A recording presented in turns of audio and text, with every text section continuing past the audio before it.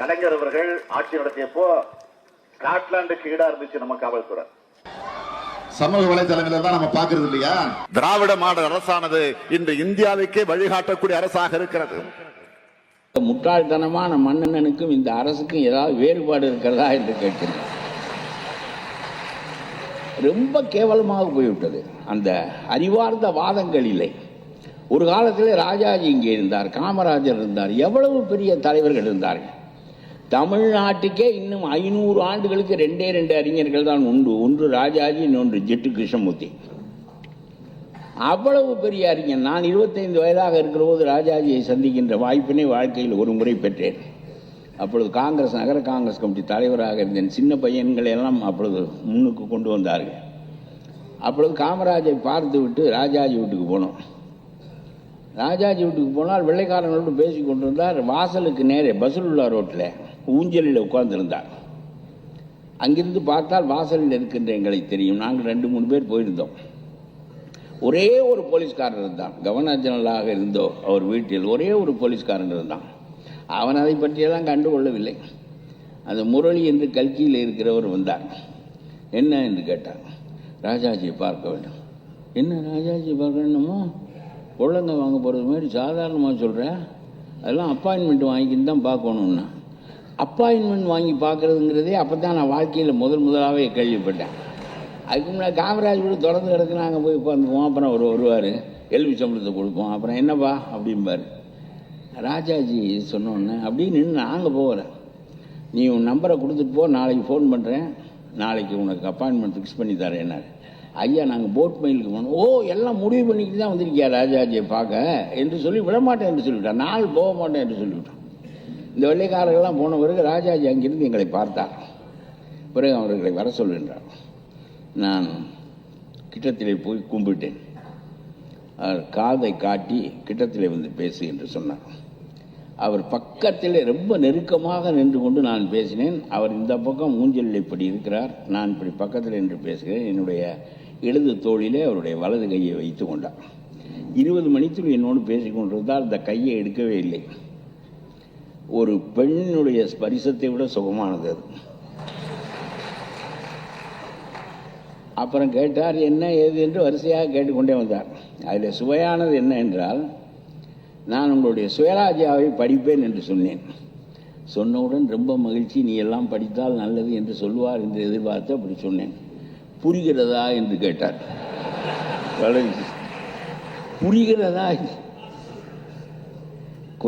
கொஞ்சம் புரியும். என்ன விடாமல் படிக்க படிக்க புரியும் என்று சொன்னார். அதான் அவர். ஆகவே அதற்கு அப்படி ஒரு மனிதனை வாழ்நாளில் ஒரு முறை சந்திக்கவும் அவர் என்னுடைய தோளை தொடவுமான வாய்ப்பினை நான் வாழ்க்கையில் பெற்றேன். எவ்வளவு அந்த தரம்தான் சுவராஜ்யாவிலே consistency is not a virtue என்று ஒரு கட்டுரை எழுதியிருந்தார். அப்பொழுது பத்திரிகைக்காரர்கள் எல்லாம் அவரை கேட்டார்கள், சோசலிசத்தை ஆதரித்தீர்கள், அபேதவாதம் என்று எழுதினீர்கள், எவ்வளவு வலிமையான கருத்துக்களை எல்லாம் நீங்கள் சொன்னீர்கள். ஒவ்வொரு ஊருக்கும் எதற்கு ஒவ்வொரு கிணறு வேண்டும், ஊரிலே பொதுவாக ஒரு ஊருணி இருந்தால் தங்களுக்கு தேவையான நீரை தேவையான நேரத்தில் எப்பொழுது வேண்டுமானாலும் வந்து எடுத்து செல்லலாமே. ஊருக்கு ஒரு பொதுவான ஊருணி இருப்பது போலத்தான் பொதுவான அரசு இருப்பது, பொதுமை அரசு இருப்பது என்று அபேதவாதத்தில் ராஜாஜி எழுதியிருக்கிறார். இவன் கேட்டான், அபேதவாதம் பேசினீர்கள், இப்பொழுது கடைசியிலே நீங்கள் அபேதவாதத்திற்கு எதிராக சந்தை பொருளாதாரத்தை, மார்க்கெட் எக்கானமியை பேசுகிறீர்களே என்று கேட்டார்கள். அதே போல ஒரு கட்டத்தில் நீங்கள் இந்தியை நீங்கள் தான் தமிழ்நாட்டில் திணித்தீர்கள், இப்பொழுது நீங்கள் இந்தியை கடுமையாக எதிர்க்கிறீர்கள். இங்கிலீஷ் எவர், ஹிந்தி நெவர் என்று கடுமையான சொற்களால் சொல்லுகிறீர்கள். இஸ் இட் கன்சிஸ்டன்ட் என்று கேட்டார்கள். அதுக்கு ராஜாஜி சொன்னார், consistency is not a virtue என்று சொன்னார். சொல்லிவிட்டு சுவராஜ்யாவிலே அதை கட்டுரை எழுதினார். இந்த கட்டுரையை நான் படித்தேன். 15 ஆண்டுகள் கழிந்த பிறகு எனக்கு அதனுடைய பொருள் தெரிந்தது. 15 ஆண்டுகள் கழிந்த பிறகு ஒரு மனிதன் ஒன்றை எப்படி பார்க்கிறான், முன்னுக்கு பின் முரணானதா இல்லையா என்பது அல்ல முக்கியமானது, எந்த ஒன்றும் தர்மத்திற்கு உடன்பாடானதா இல்லையா என்பதுதான் முக்கியமானது. இப்படி சிந்திக்க நமக்கு தெரியுமா என்று கேட்கிறேன். ஹிந்து விரோத தீய அரசாங்கம். ஏன்னா இந்த இதான் முறையற்ற முறையில் என்ன சென்னையில் இப்போ என்னன்னு சொன்னால் லேண்ட் வேல்யூ பெரிய அளவில் உயர்ந்து கொண்டு இருக்கு. அதனால இந்த இடத்தை அபகரிக்கும் நோக்கில் நீங்கள் இடிச்சிருக்கீங்க. ராத்திரியில் நீங்கள் ஒரு கோவில் திருப்பணிக்காக இடிக்கணும் அப்படின்னா பகலில் பண்ணலாமே. அதுவும் எப்படி? கோவிலை மரியாதையோடு நான் கேட்குறேன், இந்த ஹிந்து விரோத தீய ஸ்டாலின் அரசை ஏதாவது மசூதிக்குள்ளே புந்து நீங்கள் இந்த மாதிரி பண்ணுவீங்களா?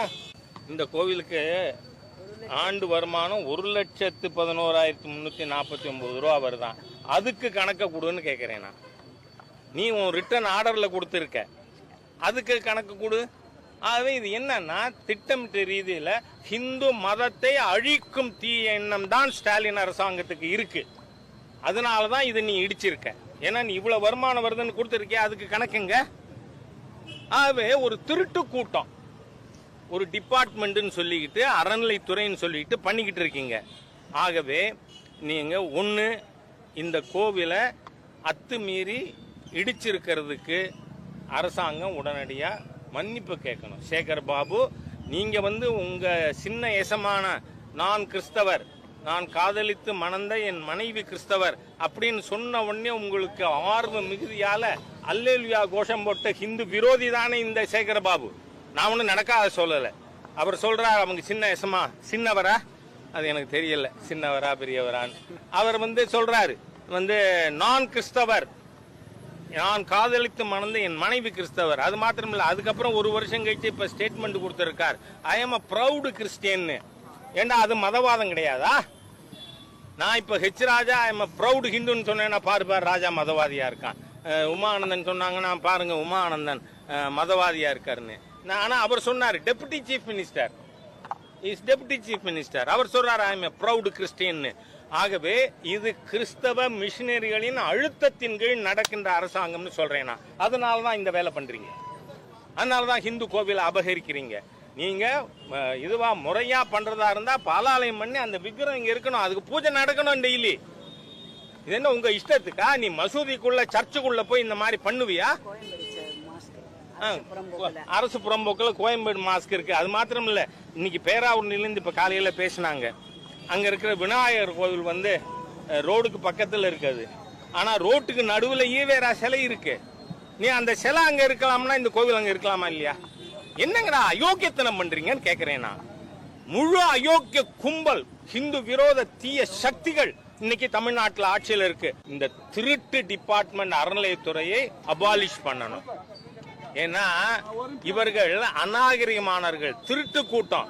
நான் கேட்கிறேன், அந்த விக்கிரகம் எங்க? அந்த விக்கிரகத்தை நீங்க பாலாலயம் பண்ணி மரியாதையோடு இங்க வச்சுட்டு அதுக்கப்புறம் நீங்க இடிக்கிற வேலை ஆரம்பிச்சா திருப்பணிக்குன்னு நம்பலாம். இப்ப திருடம் மாட்டிக்கிட்டான உடனே நீங்க பிளக்ஸை வச்சுவிட்டு அதுக்காக பின்டேட்டு போட்டெல்லாம் ஆர்டர் போடுவீங்களா? அதோட மட்டும் இல்ல, இந்த ஜெய்சியை சொல்றேன்னா மரியாதை கெட்ட நபர், எங்க கார்பரேட்டர் இழிந்த சொல்லால் பயன்படுத்த நீ பகிரங்கமா மன்னிப்பு கேட்கலன்னா அறநிலையத்துறை அலுவலகத்துக்கு முன்னாடி போராட்டம் நடக்கும். அது யாரு சேகர் பாபுவா இருந்தான்னா அல்லோலியா பாபுவா இருந்தா எனக்கு என்ன வந்தது? நீ ஹிந்து விரோதி, ஹிந்து கோவில்களை இந்த மாதிரி இடித்துக் கொண்டு அபகரித்துக் கொண்டு இருக்கிறீர்கள்.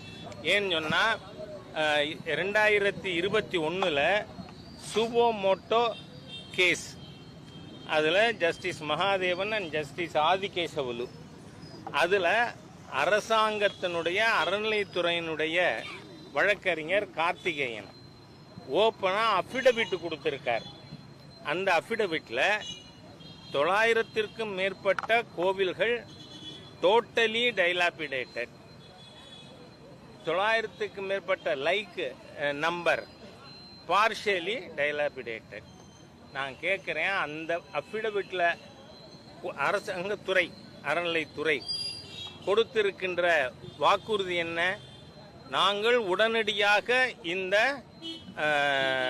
1800க்கும் மேற்பட்ட கோவில்களை கட்டுவோம்னு. இந்த ஹிந்து விரோத ஸ்டாலின் அரசு இதுவரை அந்த 1800 கோவில்ல எத்தனை கோவில் கும்பாபிஷேகம் பண்ணியிருக்கீங்க, கட்டியிருக்கீங்க? எங்க உறவினர்கள் பல கோவில்கள் அவங்களே எடுத்து பண்ணியிருக்காங்க. நீங்க அதெல்லாம் உங்க கணக்கில் சேர்த்து எண்ணிக்கையை கொண்டு வருவீங்களா? இந்த டிபார்ட்மெண்ட் எந்த விதத்திலும் சொல்றேன்னா இந்து கோவில்களை காப்பாற்றுகின்ற குறிக்கோளோடு அறநிலைத்துறை செயல்படுவதில்லை. கோவிலை கொள்ளையடிக்கிறது. காரணம் என்னன்னா, இப்போ காரைக்குடியில் என் வீட்டு வீதி 100 மீட்டரில் அங்காள பரமேஸ்வரி இது மாரியம்மன் கோயில் இருக்கு, நல்லமுத்து மாரியம்மன் கோயில். அந்த நல்லமுத்து மாரியம்மன் கோயிலில் நீயா ஒரு நாள் அறநிலையத்துறை உண்டியல் வச்சுட்டு போறீங்க. வருஷத்துக்கு 4 லட்சத்திலிருந்து 6 லட்சம் தொடர்ந்து அந்த உண்டியல் பணத்தை கொண்டுட்டு போறீங்க. நான் அன்னைக்கே அந்த ஜேசிட்ட கேட்டேன், நீங்க ஒரு எலக்ட்ரிக் பில்லாவது கட்டுறீங்களா? 6 லட்சம் ரூபாய் வரை கோவில் உண்டியல் பணத்தை, பக்தர்கள் பணத்தை திருடி கொண்டு போகின்ற அறநிலைத்துறை. ஏன்னா நீ நீயா கொண்டு வந்து வச்ச, அவங்க எந்த உண்டியலும் இல்லாம மக்கள் பல ஆண்டுகளா வழிபட்டு கொண்டு இருக்காங்க. ஆனா அங்க இந்த திருட்டுத்துறை, அறநிலையத்துறை நீயா கொண்டு உண்டியலை வைக்கிற. அந்த உண்டியல்ல 6 லட்சம் ரூபாய் வரைக்கும் ஆண்டுக்கு வருமானம் வருது. எலக்ட்ரிக் பில்லு கட்டுறியா நீ? இல்ல அந்த பூஜாரிக்கு சம்பளம் கொடுக்கறியா? இல்ல. என் கேள்விகளுக்கு அன்னைக்கு ஜேசியால பதில் சொல்ல முடியல. பின்ன எப்படி நீங்க நாளைக்கு அன்னதானம் இருக்கு, அதுக்காக பீஸ் கமிட்டி மீட்டிங்கு நீ ஸ்டேஷனுக்கு வா, டிஎஸ்பி ஆபீஸுக்கு வா அப்படிங்கிறாங்க. உனக்கு என்ன அதிகாரம் இருக்கு? நீ என்ன பண்ற? ஆகவே கோவில்களை உண்டியலை திருடுகின்ற, அது மட்டும் இல்லை, இங்க பாப்பாஞ்சத்திரம், காஞ்சிபுரம் மாவட்டம், அந்த பாப்பாஞ்சத்திரத்தில் ஆங்கிலேயர்கள் காலத்தில் 1870 காலகட்டத்தில் ரிட்டன் கிஃப்ட் டீடு மூலமா 700க்கு மேற்பட்ட ஏக்கர் அந்த கோவிலுக்கானதுன்னு written gift deed, registered gift deed இருக்கு. ஆனா அது அனாதீனம்ங்கிற வெக்கமே கிடையாதா இந்த டிபார்ட்மெண்ட்டுக்கு? இன்னும் அங்க கிறிஸ்தவ பள்ளிக்கூடம், கிறிஸ்தவ வர்த்தக ஸ்தாபனம், குயின்ஸ்லாண்டா, இதெல்லாம் இருக்கு. அந்த இதுல அந்த 700 சொச்சம் ஏக்கர் அந்த ஊர் ஜமீன்தார் கோவிலுக்கு ரிஜிஸ்டர்டு கிஃப்ட் டீடு மூலமா கொடுத்திருக்கிறது. அதே மாதிரி பாத்தீங்கன்னா திமுகவுடைய முன்னாள் அமைச்சர் பொங்கலூர் பழனிசாமி, அவர் கோயம்புத்தூர்ல கலைஞர் கருணாநிதி இன்ஜினியரிங் காலேஜ்னு நடத்துறார். அது அவங்க வளைச்சிருக்கிறது 60 ஏக்கருக்கு மேல இருக்கு. அதுல 7 ஏக்கர் சிதம்பரம் நடராஜர் கோவிலுக்கு வில்வ பூஜைக்காக ரிஜிஸ்டர்டு டாக்குமெண்ட்ல கிஃப்ட் கொடுத்த இடம். அதே மாதிரி திருவண்ணாமலை அருணாச்சலேஸ்வரருக்கு வில்வ பூஜைக்காக கொடுத்தது. அதை மறிச்சு வச்சுருக்கீங்களே, அதையும் ரிட்ரை பண்ண மாட்டாரா இந்த அல்லோலியா பாபு? என்ன நடக்கிறது? ஸ்டாலினுடைய ஹிந்து விரோத தீய அரசாங்கம். ஏன்னா இந்த இதான் முறையற்ற முறையில் என்ன சென்னையில் இப்போ என்னன்னு சொன்னால் லேண்ட் வேல்யூ பெரிய அளவில் உயர்ந்து கொண்டு இருக்கு. அதனால இந்த இடத்தை அபகரிக்கும் நோக்கில் நீங்கள் இடிச்சிருக்கீங்க. ராத்திரியில் நீங்கள் ஒரு கோவில் திருப்பணிக்காக இடிக்கணும் அப்படின்னா பகலில் பண்ணலாமே. அதுவும் எப்படி? கோவிலை மரியாதையோடு நான் கேட்குறேன், இந்த ஹிந்து விரோத தீய ஸ்டாலின் அரசை ஏதாவது மசூதிக்குள்ளே புந்து நீங்கள் இந்த மாதிரி பண்ணுவீங்களா?